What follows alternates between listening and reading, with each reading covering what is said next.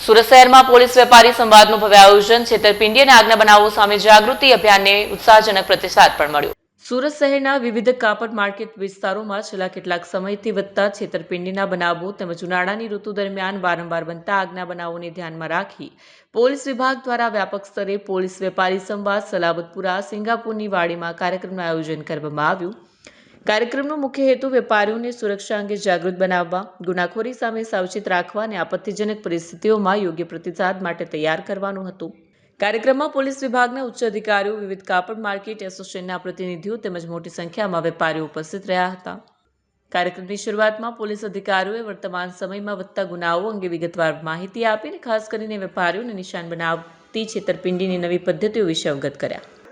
आज के पुलिस और व्यापारियों के इस संवाद में मैं कैलाश हाकिम, प्रेसिडेंट पोस्टा, पुलिस के द्वारा आयोजित इस कार्यक्रम में मैं खासतौर पर हमारे गुजरात के उप मुख्यमंत्री हर्ष संघवी जी, तो उन्होंने अपनी पुलिस को एक प्रेरणा दी कि आप व्यापारियों के बीच में जाके उनकी प्रॉब्लम सुने।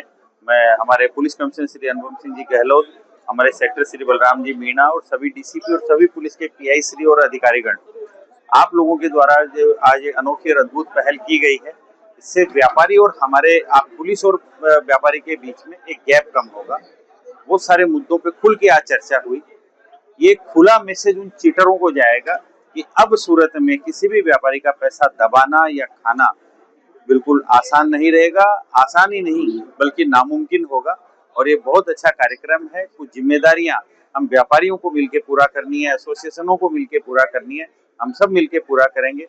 खासकर एक टेक्सटाइल का पुलिस स्टेशन हमारे उप मुख्यमंत्री श्री हर्ष संघवी जी के द्वारा जिसकी घोषणा की गई है, जो टेक्सटाइल से रिलेटेड सारे मैटर एक ही थाने में सुनवाई होगी, ये हमारे लिए एक बहुत अच्छी पहल है। बहुत अच्छी हमारे लिए एक वो उपलब्धि है कि हमारे व्यापारियों को जो 240 मार्केट अलग अलग क्षेत्र में फैले हुए 8-10 थानों में अभी एक ही थाने में सभी समस्याओं का निपटारा होगा। प्रिवेंशन बेटर देन क्योर, ये स्लोगन हर जगह लागू होता है। अभी जॉइंट सीपी सर ने कहा, हम लोग पहले हमें बातों का ध्यान रखना पड़ेगा, अवेयर रहना पड़ेगा। આજે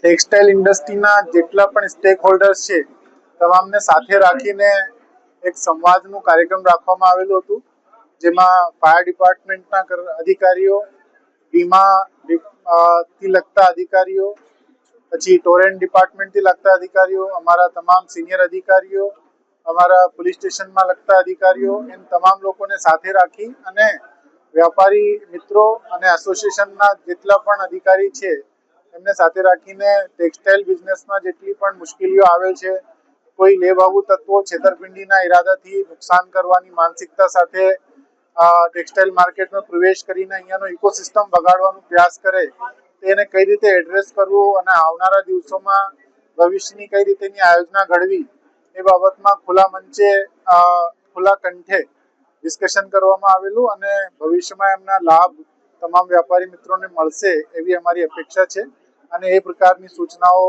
અને આયોજના પણ અમે પોલીસ તરીકે કરી રહ્યા છીએ। માનનીય કમિશનર સાહેબની પણ કટિબદ્ધતા છે કે આ ઇકોસિસ્ટમને બગાડનાર અથવા તો કોઈ પણ છેતરપિંડીની માનસિકતા સાથે એમાં પ્રવેશ કરનાર વ્યક્તિ હોય, દેશના કોઈ પણ ખૂણે હોય, અમે એને ત્યાંથી શોધી લાવી અને આ રીતેનું કાયદાનું સબક શીખડાવીશું કે બીજી વખત ક્યારેક છેતરપિંડી